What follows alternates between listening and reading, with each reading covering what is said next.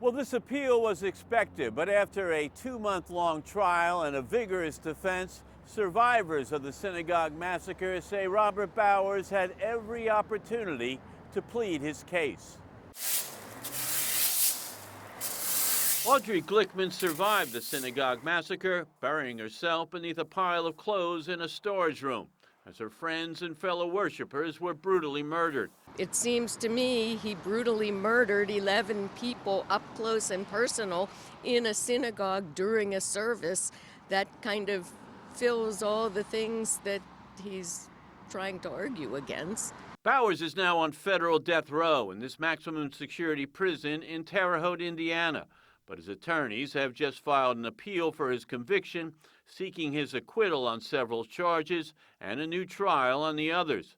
In it, they argue Bowers' murder spree was not motivated by ethnic hate or to impede the free exercise of a religion as he was charged, but rather to stop a Jewish organization from bringing so-called immigrant invaders into the U.S. Glickman calls the difference semantic. He definitely restricted my ability to practice my religion that day. And most of the appeal centers on the makeup of the jury, which consisted almost entirely of white men and women except for one Asian woman.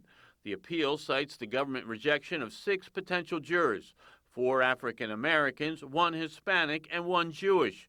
While government prosecutors say they were rejected because of their stance on the death penalty, Bowers' lawyers question whether their rejection was, quote, motivated by racial discriminatory intent. It's a common argument made. But law professor Bruce Ankoviak doesn't believe that argument will fly. The ultimate decision is whether there was evidence in the record that the government strike of those jurors was based on the race or ethnicity of the juror.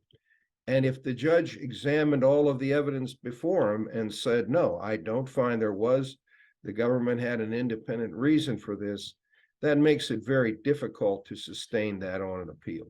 Now, federal prosecutors will now respond to this motion for appeal, but in the meantime, Robert Bowers will remain on federal death row for the foreseeable future. Reporting at the federal courthouse downtown, Andy Sheehan, KDKA-TV News.